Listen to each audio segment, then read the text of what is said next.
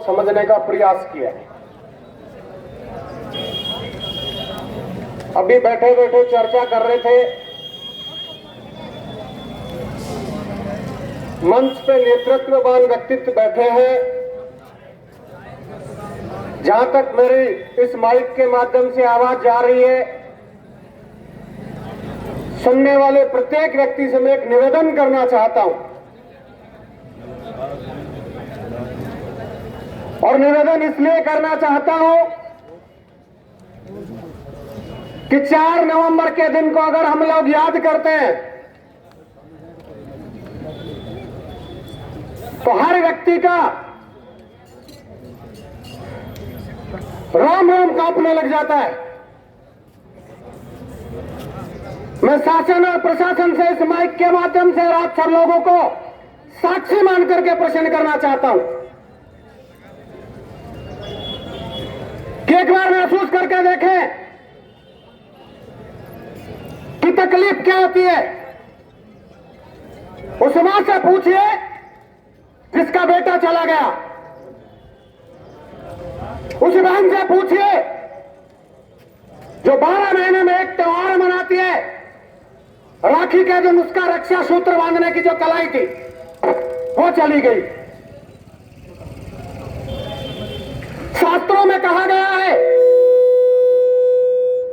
कि जीते जी बाप के सामने अगर किसी बेटे की हाथ छूट करके चली जाए, इससे बड़ा दुर्भाग्य उस बाप का हो नहीं सकता। यह बातें इसलिए करना चाहता हूं तो मैं पिछले 3 महीने से लगातार यहां पे इन लोगों के बीच में रहता हूं। ये इधर बैठते हैं, हम उधर बैठते हैं, लेकिन दावे के साथ मैं कहना चाहता हूं कि जब जब आप लोगों ने हमें याद किया, जब जब आप लोगों ने हमसे कोई उपेक्षा करी, इस दर्द को और इस तकलीफ को हम अपनी तकलीफ समझ कर आपके कंधे से कंधा मिला करके सहयोग करने की कोशिश करें। लेकिन मैं अंधी और गूंगी सरकार से, यहां के आकार हुकूमत से,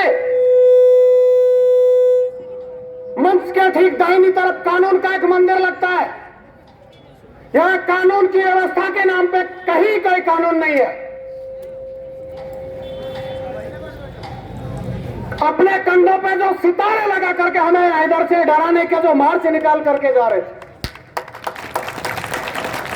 मैं इस मंच के माध्यम से आप लोगों को आगाह करना चाहता हूं, यह समय परिवर्तनशील है, यह समय बदलता रहता है। आज सत्ता किसी अभी दूसरे व्यक्ति के हाथ में है, कल सत्ता किसी तीसरे आदमी के हाथ में होगी। आपको नौकरी यही रह के करनी है। इन्हीं लोगों के दुख और दर्द को समझने का प्रयास करेंगे तो हम भी कहीं ना कहीं आपसे मानवीयता का नाता रख करके आपको सहयोग प्रदान की कोशिश करेंगे। मेरे हाथ में एक पेपर है, पुलिस अक्सर कागज मांगती है। मैं इस माइक के माध्यम से आप सब लोगों को साक्षी मान करके पुलिस के सामने ये पेपर प्रेषित करना चाहता हूं। बाकायदा इसमें नामजद उन लोगों को नाम लिख करके दे रखा है, लेकिन मेरी समझ से बाहर है कि आप किस हुकूमत को राजी करने के लिए पिछले 3 महीने से इस मामले को इस तरीके से गोल मोल करके घुमा करके बैठे हैं। जिस व्यक्ति के घर में शाम के समय में बच्चों को पेट पालने की बहुत बड़ी समस्या रहती है, उसको यहां लगातार 3-3 महीने तक अगर इसी तरीके से जाजम बैठा करके बैठना पड़े,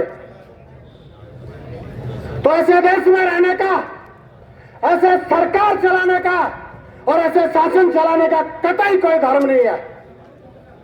मैं आप लोगों से निवेदन करना चाहता हूं कि अगर आपके अंदर मानवीयता है तो एक बार जो नामजद लोग हैं, इनको आप अपनी इंसानियत का परिचय दे करके उन तथ्यों की ओर गहराई से जाएं।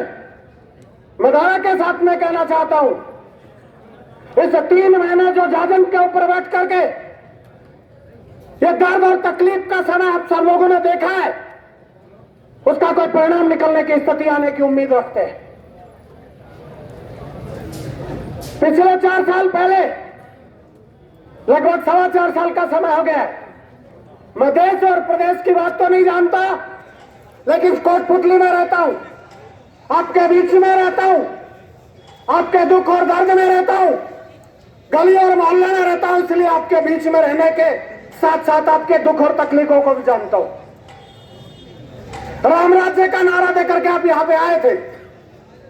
ये कोटपुतली की जनता आपसे पूछना चाहती है कि ऐसी को राम राज्य कहते हैं कि हम हमारे भाई की हत्या का, हमारे बेटे की हत्या का हम अगर कहीं ना कहीं समाधान चाहते हैं, न्याय की उम्मीद लेकर के बैठे हो, और आप लोग अपने आका को खुश करने के लिए, मैं पूछना चाहता हूं आखिर ये कौन सी न्याय है जिस कोटपुतली को आप सब लोग सपनों की कोटपुतली के नाम से जानते थे, जिस कोटपुतली में आप अपने सपनों को साकार करने के लिए उस व्यापार में आकर के अपनी जरूरत की जो चीजें खरीदा करते थे, आज उस कोटपुतली का इस कदर हाल करके देख दे छोड़ दिया है कि भानगढ़ का नाम सुना करते थे। खंडर पड़ा हुआ कोटपुतली इस बात का सबूत देता है कि व्यवसायी व्यक्ति को केवल बड़े बड़े व्यवसायों से मतलब है, आप और हम लोगों से कोई मतलब नहीं है।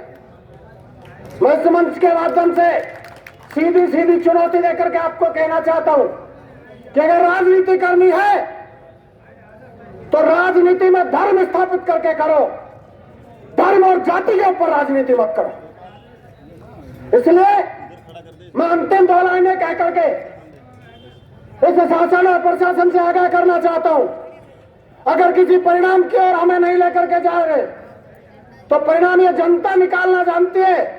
आने वाले समय में अगर लाइन ऑर्डर खराब होते हैं, किसी आंदोलन की राह पर चलना पड़ता है, तो उसकी जिम्मेदारी जनता ना होकर के यहाँ का शासन और प्रशासन होगा।